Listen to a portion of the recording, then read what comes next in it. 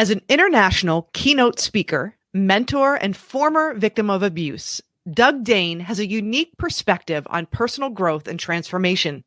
His personal experience has led him to develop a duplicable system to help others discover their true identity, let go of their past, and live a life of freedom. Doug's mission is to help people stop hiding and start living. And he believes that everyone has the potential to create a better life. You're going to want to stick around for today's episode. The following was recorded in front of a live studio audience at the Studio 21 Podcast Cafe. This is the United Podcast Network. Welcome to Rat Race Reboot. I'm your host, Laura Noel. And as a certified coach and former 27-year military leader, each week I provide bite-sized mindset pivots that will help you reset your mind, reawaken your spirit, and regain your control. All right. Welcome, everybody, to the show, to Rat Race Reboot. I am so excited to introduce to you Doug Dane. Doug, welcome to the show. Thank you. I love the name of the show. Thank you. We need a Rat Race Reboot. That's for sure. My God. I know. And, I really wanted to bring you on here because you recently authored a book, and it so aligns with this idea of rat race reboot and how we typically get caught up in our own mind, our own thought processes, and that keeps us in some of these self-destructive loops, and it really stops us from stepping into our full potential. So I'm really excited to dive into this conversation with you. Yeah, cool. I'm looking forward to it too. Yeah. Well, you had just recently authored a book, Mistaken Identity. Yep. And I just wanted to talk a little bit about, first, before we get into that, a little bit about you, your background, how you got to this point in your journey, and then we'll dive into your book. Well, I'll try to be brief. That's to be 10 shows itself. Real Cole's notes, given up as an infant when I was born to foster care. 6 months later, dropped into an adoptive family, violent and brutal alcoholics. First 13 years of my life, a lot of abuse, physical abuse, emotional abuse, witnessing violence. Really, it was a really tough situation. And they were in rough shape, my parents, and they came from a very similar story. So it's no wonder. And then looking for love in all the wrong places, I ended up in this ring of pedophiles and got latched in by 4 men and sexually abused for 2 years till I was 15. That ended when I was kidnapped. Detectives show up at my door because they were investigating this, of course. And when I got home, they had found me. And then, of course, coping, drugs and alcohol, and spent that 15 till about 23. And then I wanted to get into business. I grew up in a poor family. My dad worked at a factory. My mom sold Tupperware drunk up and down the street. I go, I don't want to do that. And so I got into business, and of course I failed miserably quickly. I went bankrupt, landed back on my feet. And then I went to a seminar with a guy named Bob Proctor. I never heard of him. It's called You Were Born Rich. I thought, all right, if I can get some money, that'll be good. And I went there, and he changed my mind about a lot of things, and specifically around earning money and success and stuff like that. And I couldn't figure out why I wasn't able to succeed, but he explained it to me in that seminar. Anyway, fast forward, I spent 25 years or so in business, mentoring, coaching people, training people in sales and business development, anyway, entrepreneurs, business owners, et cetera, leaders, executives, et cetera. And then I was still struggling. I was doing well on the outside. Yeah. I looked like I had it all together. Like I was doing well financially. I had a good life on the outside, but there was something, I just didn't feel good about myself. I just anxious, depressed, nervous, uncomfortable around other people, second guessing myself, just all this internal junk. And I couldn't understand it. I mean, the people that were in my life going, what's wrong with you, Doug? I don't know. Anyway, the one thing I didn't do a very good job with my life, of course, because of where I came from, is relationships. And so, of course, I always wreck them. And so my second marriage ended, and I ended up in counseling to just deal with the separation. And this lady was brilliant, and she was able to spot there was something in my background that I was unaware of. So that whole story of all the abuse, all the violence, sexual abuse, all that was blocked out. Wow. Till I was almost 40 years old, and it came out through this process. So then I went public with it. I wanted to just normalize me. So I went public with the story. It was on national television and national newspapers, and I started speaking about the story, being very open about it. And I realized that talking does work. It doesn't normalize what happened to you, but it does normalize you. And so then a lot of that junk that I carry around internally really started to fall away quickly, but then there was still some residue left over, still some things going on. And I was then trying to really pursue bigger goals. So in 2014, I met Bob Proctor again, and I got into the business of personal development industry, coaching people. And then I ran his coaching division for 8 years. He passed about a year ago. And I discovered things I didn't know. I did not know that I was gifted by God with something called my mind. And I can have the ability to control and direct it to whatever ends I want. I didn't know that. And I also didn't know that it was controlling my brain and my nervous system. And I wasn't thinking very well, and I wasn't feeling very well physically, So I discovered that, and then that kind of brought me to here. Well, those 8 years of working with people, the other thing I did not know is how our opinion of ourself, our self-image, what I call their mistaken identity, how it runs your life. And that's what inspired the book. Because I was talking to thousands of people, and people are struggling to get ahead in life, and they know they could be doing better, and they give themselves a hard time, and they wonder, like me, what the hell's wrong with them. And then there's a big percentage of the population that are suffering with emotional challenge because of their story as a kid. Some are very unaware, like I was. Some are aware, but the current model and system for dealing with it doesn't work. It's only getting worse, and very few people understand that it's their opinion of themselves that they inherited that is really running the show. You'll never get ahead, and you'll never let go of this story until you can see and understand your mistaken identity, what it is, and how to let it go. And then you like I tell people, don't try to fix yourself. Just try to be yourself. And you can't be yourself if you're locked into this victim mentality or this mistaken identity like I was. So that's oh my gosh. Yeah.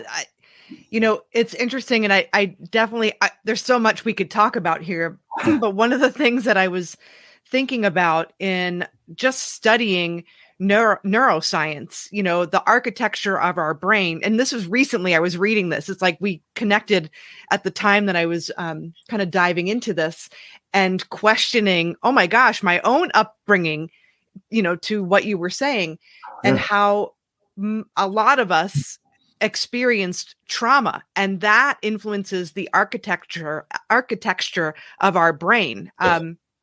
And so there's developmental things that are happening that might not happen in our ways that we grow up in and can self-regulate and can kind of re-establish a healthy self-image. Mm-hmm. That's a lot of that is influenced by these traumas. But the thing that really connected with me was it could be yelling. It could be, there's like a whole gamut of things that could be considered trauma in the brain. Yeah, absolutely. Yeah. I mean, we are just doing a terrible job in how we treat our children. Yeah. Even if listen, I'm a really good father. I made my mind up that I wasn't going to make the mistakes that my parents made, of course, but it's people just listen. We're in a world, this rat race you're calling it. We're in a world where we're so distracted by so many things. There's so much information coming at us. There's a lot of things we just don't know. And one thing we definitely don't know, very few people do. You now do, I now do. The impact on our upbringing, our conditioning, even our own ability. I now know I control my thinking, right? I control my emotions. I have no ill feelings, no negative emotions to that story whatsoever. But I chose to do that, and that's my choice, But yeah, people just don't know the impact that the programming and the upbringing is having on young people. And listen, I was a young person and I was a victim, and I really struggled and suffered. And I grew into an adult that struggled and suffered. And then I was going to have a daughter. I thought, I don't want to perpetuate this cycle, but that's what's happening. It's a perpetual generational cycle. And all you got to do is just look at, I don't want to get into the whole mental health dialogue, but there's a whole narrative there. If you just look at the numbers, like it's not getting better, it's getting worse. Yeah. Only because people don't understand how to fix it and the right way to go about it. And people like you are trying to change that, which is great. Yeah. Well, your book is such a gift. And I want to talk about the experiences you had, because it sounds like through your story, you knew you were meant for something different at an early age. And I saw in your story that fight in you to, hey, I'm going to do something different. I'm going to fall down. I'm getting back up. And so in your book, can you describe sort of the process? How do we overcome this mistaken identity that seems to influence all areas of our life? Yeah, like I structured the book. I mean, it's not a book that you read. I never set out to write a book. I had figured out how I had acquired my own mistaken identity, how it was controlling me and limiting me, and how to change it and change my perception on my story where I could live a good life, you know? And so I wanted to assemble it in a roadmap. So this is more of a workbook, if you will. It's got, I use each chapter is only 3 or 4 pages long. I tell a bit of the story to make a point, get your attention. And then I introduce sort of a concept or principle that I learned, discovered, or used. And then I get you to take an action step. And so it's directive and prescriptive and instructive. Anyway, it's basically segmented into 3 parts, really learn, unlearn, and relearn. And so if we want to, like you talking about neuroscience, we want to rewire our brain, you can do that. You can rewire your neural pathways. So I wanted to, first off, you got to learn, what is this mistaken identity I'm talking about? And how did you get it? Where did it come from? Right. And then the unlearn part is where I start to undo it all, because I have to change your mind, because you're locked in to certain things that you believe that aren't even true. From your experiences, what your parents told you, maybe how they damaged you in some way through their words or their actions or whatever. And you're locked into a set of things that just aren't true. And you're very judgmental towards yourself. The first chapter is called Stop Judging. Yeah. Because you were judged by your parents. You watched them judge each other, everybody else. They started judging you when you didn't follow the rules. And then you took over and you started judging yourself. And you've been living that way your whole life, to some degree or another. For most people, in a lot of cases, fairly severe. So then in the second part, I got to change your mind. And I'm very effective at it because I got leverage, because I got a story to prove it. Right. Yeah. And then the last part is to relearn. And so then you create your own identity, or what actually happens, you actually meet your true self. And then I talk about just being yourself and the ways to let go of 2 really big forces, actually 3 major forces that are working against us right now. A long-term one we've grown up with is a compulsion to conformity. Right? We're individual and unique, yet we're pressured to conform. And then secondly, because of all the judgment, we have a deep-seated fear of criticism. We worry what people think of us. And that holds us back. And now the advent of social media and internet and these not-so smartphones, they just throw information at us like crazy. They got us hooked and distracted, and we're, like you said, we're stuck in these destructive patterns or these habits that don't serve us. And so the last half of the book is to change the direction and the way that you operate. And so I just give you my own personal standards that I created. I created personal standards and rules that I follow, rules on how I think, because my mind is a machine. It operates a certain way, and I'm the operator, and I better use it right. And so that's the basis of the book. So there's mindset in there, teaching how to direct your brain, your nervous system, your actions, your health, your feelings. That's the idea. I love it. I was just kind of taking some notes as you were talking about that compulsion to conformity. That really sticks with me. And it's as if, and I know I fell into this too, of conforming to other people's standards and feeling trapped and feeling like you had described before, like, oh my gosh, what's wrong with me? There's something doesn't feel right, but I can't put my finger on it. Yeah. You want to know what's wrong with you? Yeah. So I shouldn't say all, but most people go, what's wrong with me? Because your parents are going, Laura, what the hell's wrong with you? Why did you do that? Right. Mm-hmm. And so because we grew up with judgment, we've been living our whole life. What's wrong with me? And we make mistakes. What's wrong with me? We don't just look at the mistake as a course correction. We think, if we fail, we're a failure. What's wrong with me? What's wrong with me? Well, I discovered I never got an answer because there's nothing wrong with me. The question we should be asking is not what's wrong with me. What is wrong with what I believe? What is wrong with who or what I'm following? Yeah, that's what we have to ask. Like I coach a lot of people in business, right? Trying to build their businesses.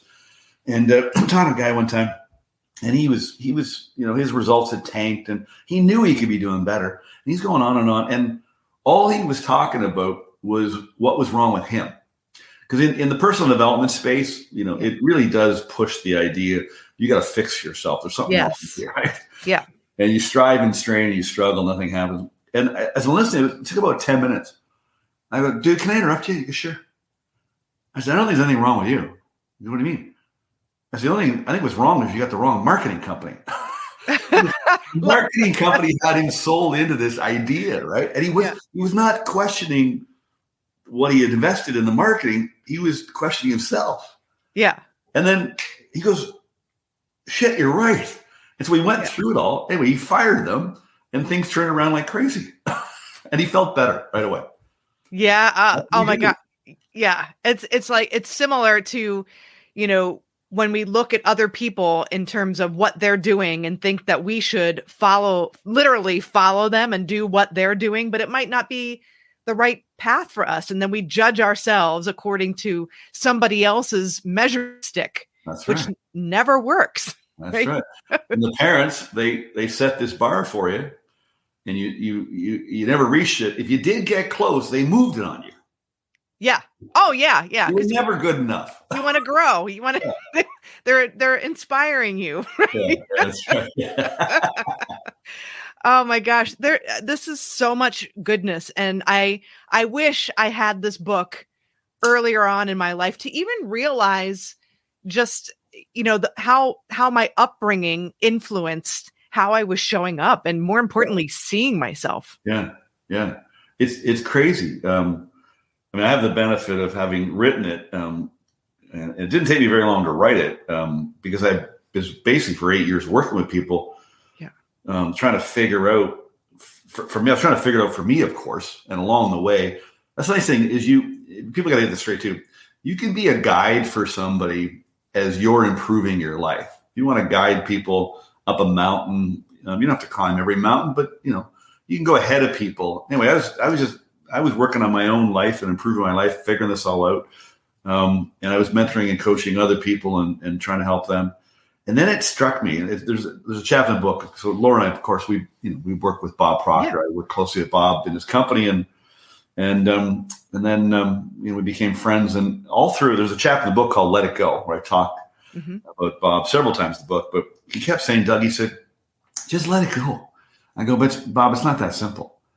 He said, "Okay, Doug, whatever you say." I said, "No, Bob, you don't understand." He said, "What do you mean?" I said, "Well, you didn't go through what I've gone through. I mean, yeah, Depression era, your dad went off to war and never came home. You struggled, but you didn't go through what I went through." Okay, Doug, whatever you say.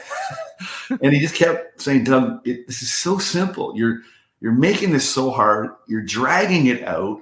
You think it's complicated. And he was right. And then finally it struck me. I go, when I accepted the idea, he said, Doug, what if this could happen really fast? It was really simple. And it wasn't hard. I go, what do you mean? And so he just explained it to me. And I go, he's right. And so I wanted to write a book. And I designed the book where there's 30 chapters, there's 30 steps, there's small chapters, there's 30 action steps. I wanted to evoke change fast. And so I try to get you to open your mind at the beginning. Would you open your mind to the possibility that you could let go of all this junk like that? Yeah. And if you can do that, if you'll give me that opportunity and let the book work on you, you don't work on you. Okay. You don't buy the book to fix yourself. Yeah. You buy the book to understand why you think there's something wrong with you. And then you let the book do the work on you. And we ran a group of 140 people in an observational trial in the month of February and March before the book came out. So they got the book early. And all these people, they read the book first, and then for 30 days in a row, they would read a chapter, which takes 5 minutes. They'd watch a video of me, which took 5 minutes, and the exercise, which took about 5 minutes. And Laura, the feedback, I mean, I got a message last night by voice. I was weeping at dinner. I was at a restaurant. It's got this beautiful message. And I mean, that's the fuel that keeps me going to get this out there. But I remember one lady, she said, Doug, February 2023, I read the book for 30 days in a row. And this, without question, and I'm not exaggerating, she said, February 2023 has been the best year of my life. I'm 37, and this has been the best year of my life. And then she listed all the things she let go of, like that. Wow. And then a week later, I got a text, and you would never know it. This woman, she's beautiful. She's beautiful inside and outside. She's healthy, does well in her business. You never know she's struggling. You sent me a text. She says, Doug, you're never going to believe it. I literally just met the love of my life. Oh my gosh. She'd struggled in relationships, And so it can happen fast. I designed it. If you'll let me, just open your mind, you can let go of your junk. And I took way too long. I was dragging my victim mentality along, which was very convenient, by the way. Being a victim is very convenient. There's definitely payoffs. Yeah, it's very useful. It doesn't help you much, but you can get away with a lot of stuff. Oh my gosh. You know what? I'm excited because I just recently purchased the Kindle version. So I'm going to go through the 30 days and do it. And I love that it's actionable, because there's a difference between somebody reading a book and a book telling you this is, telling you versus you discovering and applying. Yeah. There's one chapter, I'm just flipping through here. Yeah. One of my favorite chapters is called Things Were Delicate. So it was delicate for me. And there was some people along the way that treated me delicately. They saw something in me. And so you mentioned earlier kind of what kept me going when I was young. Mm-hmm. There was teachers. And then, of course, my last teacher I mentored was Bob Proctor. But anyway, each chapter opens with a little quote. This one says, I can live for 2 months on a good compliment. There's a quote that opens a chapter, and then literally this chapter is 3 pages, and there's a meditation at the end. I wanted to put some scripture in here, not to make this book religious or from a Christian perspective, but I wanted you at least to consider, what is God saying about you, or what do you think he thinks about you related to the chapter and your mistaken identity? So I have a piece of scripture at the end of each one, and then there's a place you jot down, what did you learn from these chapters? And then there's an action step. And so in this one, it says, whoever saw good in you, even if you don't believe it, they were right about you. If they treated you well, it means they saw good in you. Accept it and thank them for it. Make a list of the angels in your life. Make a list of the gifts they saw in you. Write a note of thanks to one of the people who helped you believe in yourself when you didn't, even if you can't find them. And then consider the possibility that they were right about you. Some people were right about me. I just didn't believe them. They treated me with care. They nurtured me. Perhaps you're worthy of the care that others offered you. And so that's an example of the action step. Yeah. So each chapter is built that way. And I just take you on this path to basically just get rid of this mistaken identity. So you can meet, it's at the end of the road, you go, there's one chapter called Why Don't You Love Me? And Holly, this lady that, the one that met the love of her life, the book trial person. And I said in the book, I said, when you love yourself, and you love your life, then you'll meet the love of your life. And that might be you. Yeah. Yeah. You being the first love of your life. Yeah. So important. Yeah, totally. And it sets the tone for everything else you attract into your life and allow into your life. Yeah. It's no wonder you don't love yourself, because you have this view on yourself. I mean, you have such a lousy attitude towards yourself. Yeah. How the hell are you going to love yourself when you treat yourself so lousy? But the reason you treat yourself so lousy is not your fault. Yeah. It's just stuff you picked up when you were young and you bought into it, hook, line, and sinker. You never questioned the adults, but you did. You didn't know it. When you were little. Do you remember when you were little, you started to fight back, Laura? Yeah. Yeah. All right. And then you had no power. And of course, the parents, they just drilled in the rules and, punished you or grounded you or whatever. And then, adolescence, you fought back some more. Now you're a little stronger now. You got a little bit more authority, and your parents, maybe if they're figured out, they're starting to let you make decisions and stuff.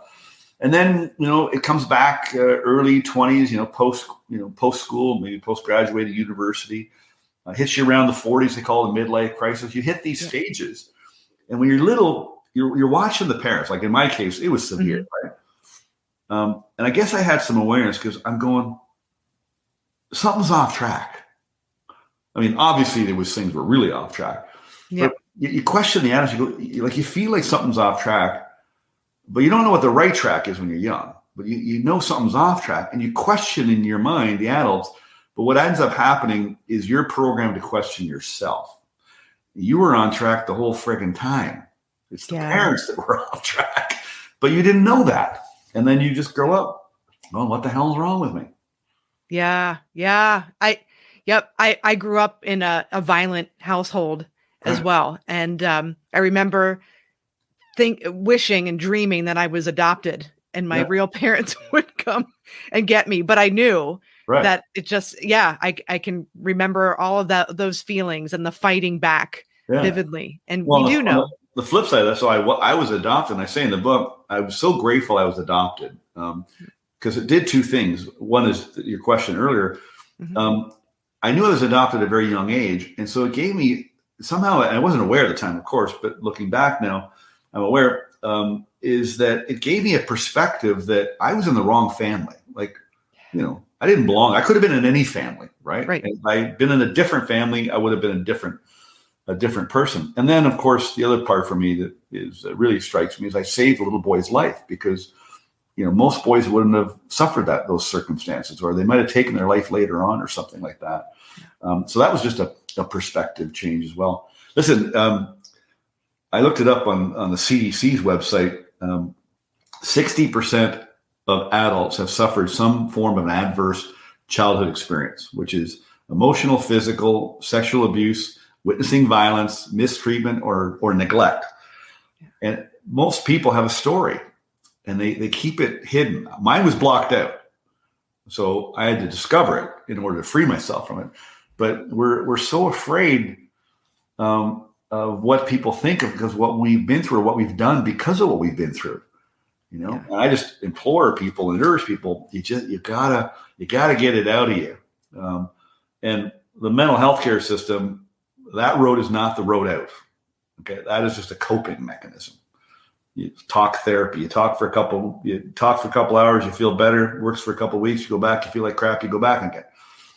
You really got to get at this mistaken identity. It's not hard work, but it does stir you up. It does. Yeah. It does mix up the pot. You do get a lot of resistance. You'll feel it, but you have to recognize, why do you feel that way? There's nothing wrong with feeling off or feeling anxious or feeling depressed as you undo all this. It's just part of the process.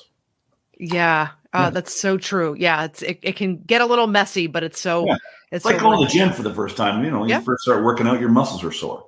Yeah. That's all it is. Yeah.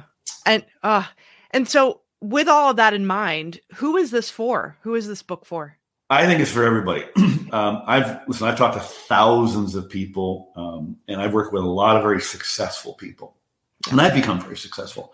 Obviously, the first group, those 60% of people that have gone through an adverse childhood experience and have now formed this conclusion that have a poor attitude towards themselves, and they have guilt and resentment about their past because things they did or things that happened to them, and they worry about their future too much. Then there's people that grew up in a decent family, and parents were fine, everything, but they still got programmed the wrong way, and your identity, how you see yourself, your opinion of yourself, was programmed into you at a very young age.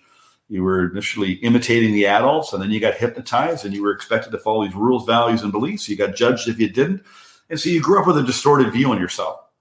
Then there's other people that are very successful, but they know they could be doing better, and they think they got to work harder, and they got to do this and they got to do that. No, they just got to see this mistaken identity. I was talking to somebody the other day, and they said, "Oh my God, Doug, I never saw my business the way I saw it until I got rid of this. Now I see opportunities. I have more ideas. I'm taking more action." Because when you're yourself and you're pursuing what you want, you're a lot more effective at getting ahead.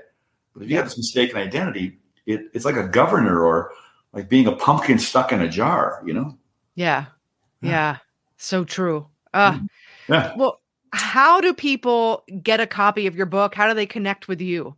Yeah, I mean, two ways. Go to DougDane.com if you want, and you can go through my website. If you go through my website, we give you a workbook that goes with the book, and then we just redirect you to your online store, Amazon or Barnes and Noble or wherever you are. Okay. Or you can just go to your own place you buy books, Amazon, or go to a bookstore. It just came out last Tuesday. They're starting to ship to stores now. But if you want to connect with me, go to DougDane.com or just get the book wherever you buy books.